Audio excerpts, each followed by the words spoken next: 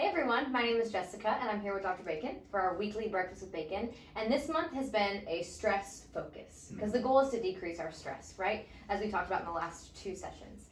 And today we want to talk about the gut and the gut microbiome and how our guts shift. You know how you have that nervousness? If you're anxious, your gut's going to feel it. Yep. Or you have this feeling, you just feel it in your gut. That's a real thing. There's science behind that. So tell us a little bit about the gut microbiome. Well, what's really neat about that, I'm just going to paint a picture for you. So, we all have our backyards and all that kind of stuff, and we have tools to trim the hedges and mow the grass and clean it all up, or maybe we have somebody else do it for us. Literally, when we have that stress response, it's almost like you've fired the gardener, or you've gotten rid of all your tools. And so then what ends up happening? You see the yeast, or you see the weeds grow over, which then in our gut microbiome would be the yeast. So you're firing, literally, you're changing that gut microbiome, you're firing your good bacteria. And then you're seeing the spinoff of yeast and overgrowth, and then you get dysbiosis or other problems. Right. And this is something that we have to pay attention to, because then if this is off, you're not getting serotonin releasing. So all these other things are going to start going cascading down, and then you're going to be craving certain foods because yeast eats what? Sugar. So you're going to be wanting a ton of sugar or carbs. And what's really neat about the yeast is you don't need a lot of it. You just want a little bit.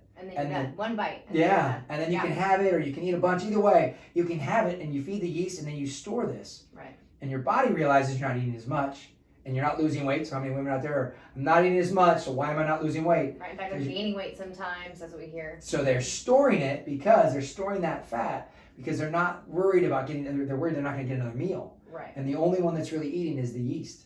So to confirm, so you're saying that when we crave the sugars, it's the yeast that are actually eating our sugars. Yeah, 100%. So our bodies are actually getting starved of the 100%. nutrition. Got it. Yeah, and that's why we're not losing the weight, because the body's storing the fat in case if we have to use some energy for it. It's depleted of nutrition, so it's almost 100%. malnourished when you're stressed. Exactly right. That's Exactly. wild. Yeah. So there you go. Yeah. So so I hope you guys caught that. It was kind of neat. And what's really neat about this too, and we're going to challenge you. This is a good little breakfast with bacon. We're going to challenge you guys. We want you guys to take a picture of your tongue.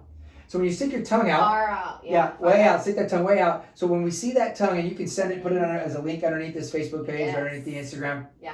And we'll let you know how great your tongue looks, or if there's things we can do to help support you. And it's really neat to tell somebody, hey, bud, it's a nice looking tongue. Got a good tongue. Because it is kind of fun to tell them that. So remind people what they're looking for on their tongue. Oh, okay. So looking on the tongue, we're looking for a nice pink color. Or if you start to see maybe a white frothiness, some holes or some circles in the tongue, things like that, that's going to tell us there's some other signs or symptoms going on that we'll kind of explain later down the road. So anyway, hope you guys enjoyed this one. We'll see you guys again soon on the next Breakfast with Bacon. Thanks.